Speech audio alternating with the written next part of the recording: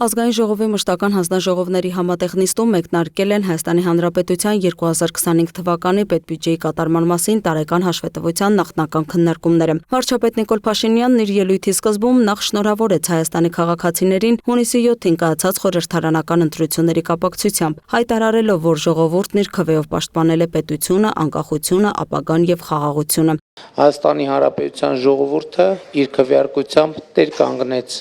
պետությանը, տեր կանգնեց անկախությանը, տեր կանգնեց ապագային, տեր կանգնեց խաղաղությանը, տեր կանգնեց Հայաստանի Հանրապետությանը։ Փաշինյանի խոսքով ընտրությունների արդյունքներով քաղաքացիական պայմանագիր կուսակցությունը կունենա խորհրդարանական մեծամասնություն եւ կձևավորի նոր կառավարություն։ Նա նաեւ հայտարարեց, որ իր գնահատմամբ պատերազմի եռագլուխ կուսակցությունը քաղաքական պարտություն է կրել։ Սա կարևոր, բայց ոչ վերջնական արդյունք է, որովհետեւ կարծում եմ, որ ժողովուրդը նաեւ իր կամքը հստակ արտահայտեց առ այն, որ պատերազմի եռագլուխ կուսակցությունը եւ նրան ուղեկցող քրեա օլիգարխիկ համակարգը պետք է արմատախիլ արվի Հայաստանի Հանրապետությունից եւ իհարկե սա լինելու է քաղաքական մեծամասնության եւ կառավարության կարևորագույն օրակարգերից մեկը, որը մենք պետք է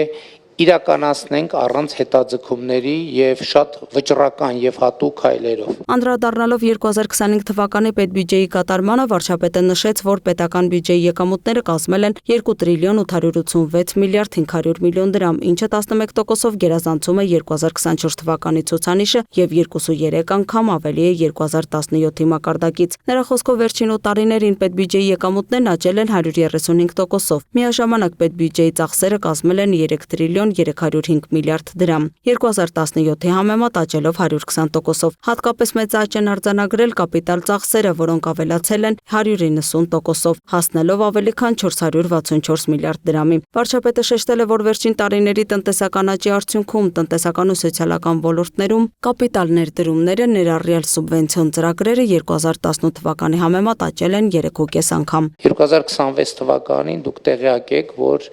արդեն սկսեց աշխատել առողջության համընդհանուր ապահովագրության համակարգը, բայց պիտի նաև արձանագրեմ, որ դա առանձին վերցրած իրադարձություն չէ, որ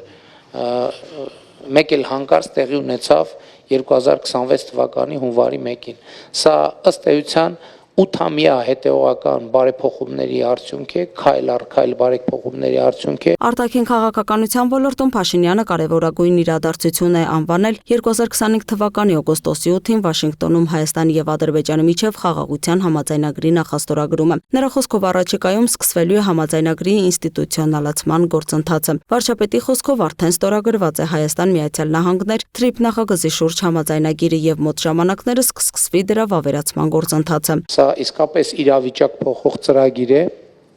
որովհետև Հայաստանի Հանրապետությունը, ինչպես առիթ ունեցել եմ ասելու, հակամարտության փակուղուց վերածվում խաղաղության խաչմերուկի, եւ սա իհարկե մեծ իրադարձություն է մեր երկրի կյանքում, եւ 2026 թվականին արդեն գետնի վրա կսկսվեն իրական աշխատանքները։ Տրանսպորտային ենթակառուցվածքների զարգացման համատեքստում վարչապետը տեղեկացրեց, որ շարունակվում են երկաթուղային համակարգի արդիականացման աշխատանքները, այդ թվում հայտարարվել է Ախուրիկ Գյումրի երկաթուղային հատվածի վերականգնման մրցույթը։ Անդրադառնալով պաշտպանության ոլորտին, Փաշինյանը հիշեցրեց, որ մայիսի 28-ին անցկացվել է նոր բանակի զորահանդեսը, այն գնահատելով որպես Հայաստանի նորացված զինված ուժերի խորհրդանիշ։ Նրա խոսքով վերջին տարիներին իրականացված բարեփոխումների արդյունքում Հայաստանը ձևավորել է նոր բանակ։ 22 թվականից կառավարությունը շուրջ 170 միլիարդ դրամ է ներդրել ռազմարտունաբերության ոլորտում, եւ մենք այսօր ունենք մի ռազմարտունաբերություն, որը նաև հետաքրքիր արդեն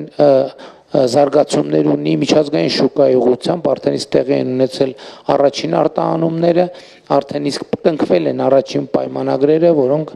արդեն բավականին տեսանելի եւ ծավալուն թվեր են Հայաստանի Հանրապետության եւ ընդհանրապես ոլորտի համար։ Լեռնային Ղարաբաղից բռնի տեղահանված քաղաքացիների բնակարանային ապահովման ծրագրի շրջանակում 40,000 արցախցի արդեն ստացել է ՀՀ քաղաքացիություն։ Տնտեսական զարգացման ցուցանիշների շարքում վարչապետը առանձնացրել է զբոսաշրջության ոլորտը։ ոլորտը, նշելով, որ Հայաստանը զբոսաշրջային իրական բում է ապրում, գրանցելով բոլոր ժամանակների ամենաբարձր ցուցանիշը։ Գյուղատնտեսության եւ արտահանման ոլորտում Փաշինյանը հայտարարեց, որ ձեռք է բերվել քաղաքական պայմանավորվածություն, ըստ որի Հայաստանից Եվրոպական միություն արտահանվող գյուղմթերքը մոտ ապագայում կարտահանվի առանց մաքսատուրքի։ Մենք ընդամենը 1.5 ամիս առաջ Ֆանտան գյուղում հերթական ջերմոցի բացման արարողության ժամանակ քննարկում ենք, թե ինչ քայլեր կարող ենք ձեռնարկել, որպեսզի Նիդերլանդների վարդի շուկային հասանելիություն ունենանք, բայց ինչպես ասում են, շաբաթը ուրբաթից շուտ եկավ, հարգելի գործընկերներ, եւ մենք հիմա հասանելիություն ունենք ոչ միայն Նիդերլանդների վարդի շուկային,